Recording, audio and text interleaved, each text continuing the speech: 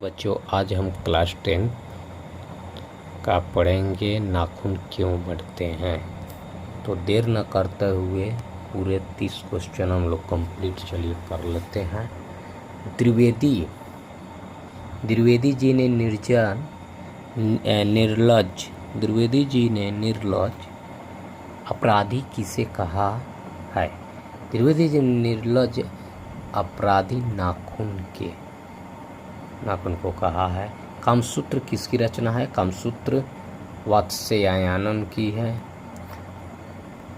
सिक्तक का अर्थ क्या होता है। सिक्तक का अर्थ मोम होता है।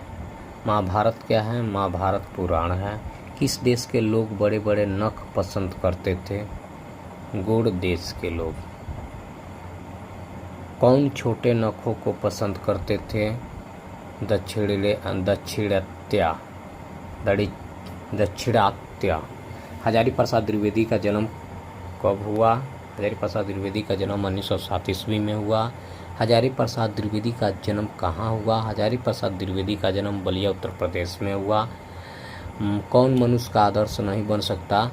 तो बंदरिया।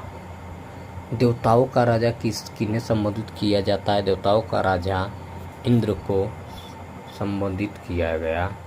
नख किसका प्रतीक है।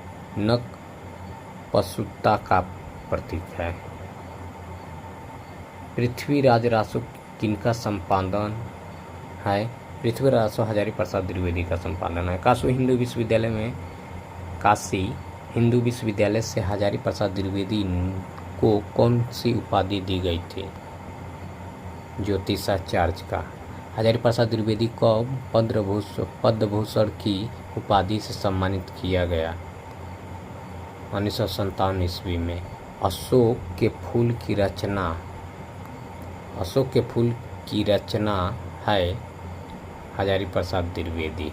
हजारी प्रसाद द्विवेदी की मृत्यु कब और कहाँ हुई। हजारी प्रसाद द्विवेदी की मृत्यु 1979 ईस्वी में दिल्ली में हुआ था। नाखून का इतिहास किस पुस्तक में मिलता है। नाखून का इतिहास कामसूत्र में मिलता है पुस्तक में। हजारी प्रसाद द्विवेदी ने डीलिट की उपाधि किस विश्वविद्यालय से प्राप्त किया। लखनऊ बीबी से विश्वविद्यालय से। चलिए, कहानी में चंद्रकार त्रिकोण दंतुलित वर्तुलाकार आकृतियों का संबंध मानव के किस अंग से है। तो नख से है। अलकत का अर्थ है आलता। द्विवेदी जी को साहित्य अकादमी पुरस्कार किस रचना पर मिला था। आलोक पर्व पर। प्राचीन मानव का प्रमुख अस्त्र शस्त्र था क्या। नाखून। आर्यों के पास क्या था। आर्यों के पास देखिए लोहे के वस्त्र, घोड़े, मिट्टी, कच्ची का घर सभी थे। सब पुराने अच्छे नहीं होते और सब नए खराब नहीं होते। ऐसा किसने कहा। ऐसा कालिदास ने कहा। नखधर मनुष्य का आज किस पर भरोसा कर रहा है। नखधर मनुष्य आज एटम बम पर भरोसा कर रहा है। मनुष्य की मनुष्यता यही है कि वह सबके दुख सुख को सहानुभूति के साथ देखता है। यह तथ्य किसका है। गौतम बुद्ध का।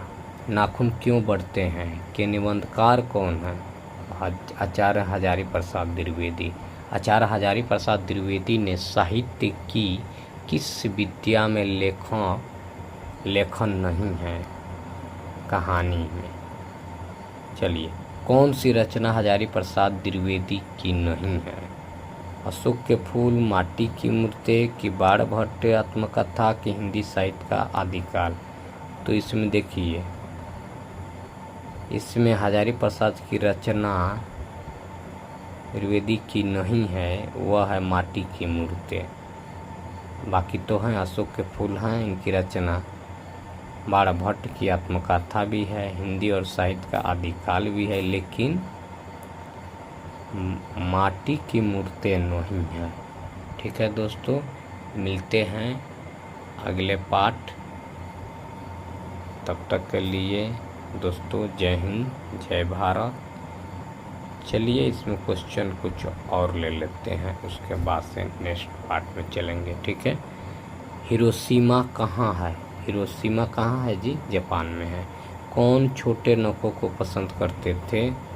दक्षिणात्यान। नाखून क्यों बढ़ते हैं? किस प्रकार का निबंध है? नाखून क्यों बढ़ते हैं, किस पर? ललित।